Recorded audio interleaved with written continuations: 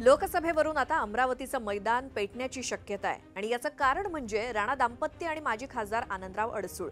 सध्या दोघेही महायुतीचा भाग आहेत, पण तरी देखील एकमेकांना सहाय्य न करता तिकीट आम्हालाच मिळावं यावरती दोघे अडून बसलेत। माघार घ्यायला कुणीच तयार नाही आणि म्हणून अमरावतीतील राणा व्हर्सेस अडसूळ हा वाद विकोपाला जाण्याची शक्यता आहे। येणाऱ्या निवडणुकीमध्ये नवनीत राणांना खासदार होण्यापासून रोखण्यात अडसूळ शक्य तितके प्रयत्न करतायत, पण गेल्या टर्ममध्ये राणांच्या खासदारकीवरती गदा आणली होती ती आनंदराव अडसूळांनीच। काय आहे या दोघांमधील वाद आणि कधी पडली त्याची ठिणगी? अमरावतीमध्ये लोकसभेचं कसं आहे राजकारण पाहूयात या व्हिडिओमधून।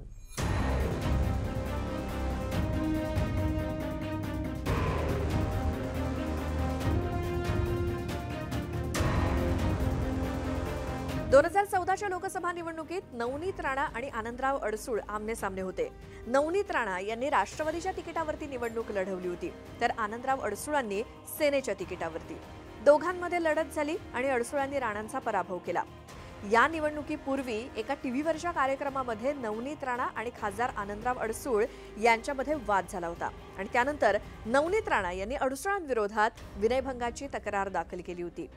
ही तक्रार गाडगेनगर पोलिसांनी निकाली काढली होती, मात्र त्यावेळी राणा यांना कळवण्यात आलं नसल्याचं राणांचं म्हणणं होतं। तसंच अडसूळ यांनी राजकीय दबाव तंत्राचा वापर करून हे प्रकरण निकाली काढल्याचा आरोप देखील राणांनी केला होता।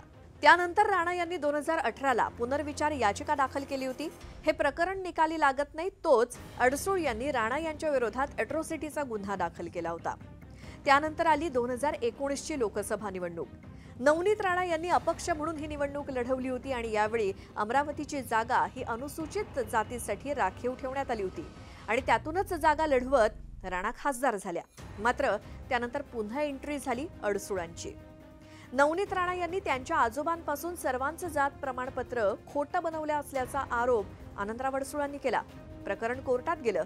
2021 मध्ये या प्रकरणाचा निकाल लागला तेव्हा खासदार नवनीत राणा यांचं जात प्रमाणपत्र न्यायालयानं रद्द केलं होतं। हा संवैधानिक घोटाळा असल्याचं न्यायालयानं म्हटलं होतं आणि राणांना 2 लाखांचा दंड देखील ठोठावण्यात आला होता। या प्रकरणानंतर मात्र राणा व्हर्सेस अडसूळ हा वाद टोकाला पोहोचला। गेल्या जवळपास 10 वर्षांपासून या दोघांमध्ये काही ना काही कारणानं खटके उडतच असतात।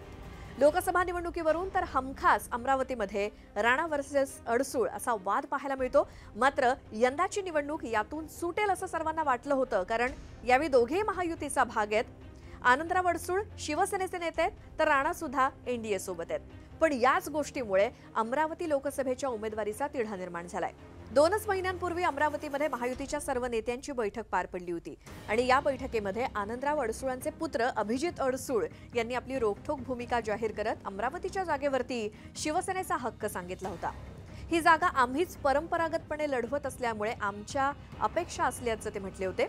मात्र त्यानंतर आमदार रवी राणांनी समोर येत म्हटलं होतं की माजी खासदार आनंदराव अडसूळ हे खासदार नवनीत राणा यांचा अमरावती लोकसभेमध्ये प्रचार करतील।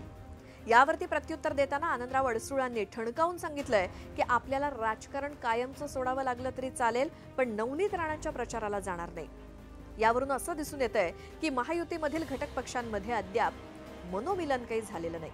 आता इथे गोष्ट सांगायची झाली तर राणा भाजपकडून तिकीट अपेक्षित करत असल्या तरी भाजपच्याच नेत्यांनी याला विरोध केलाय। राजकुमार पटेल आणि बच्चू कडू यांनी नवनीत राणांच्या उमेदवारीला विरोध केलाय, तर नवनीत राणा आता भाजपमध्ये प्रवेश करण्याची चर्चा सुरू असतानाच भाजपमध्येही पदाधिकाऱ्यांनी लेखी स्वरूपात राज्यामध्ये आणि केंद्रामध्ये त्यांना विरोध दर्शवला असल्याची माहिती मिळतेय। मात्र असं असताना रवी राणा अमरावती लोकसभा मतदारसंघाच्या जागेवरून मुख्यमंत्री एकनाथ शिंदे यांची भेट घेणार आहेत, म्हणून ही जागा कोण लढवणार? मुख्यमंत्र्यांच्या मध्यस्थीनं तरी या अडसूळ विरुद्ध राणा वाद संपतो का हे पाहावं लागेल।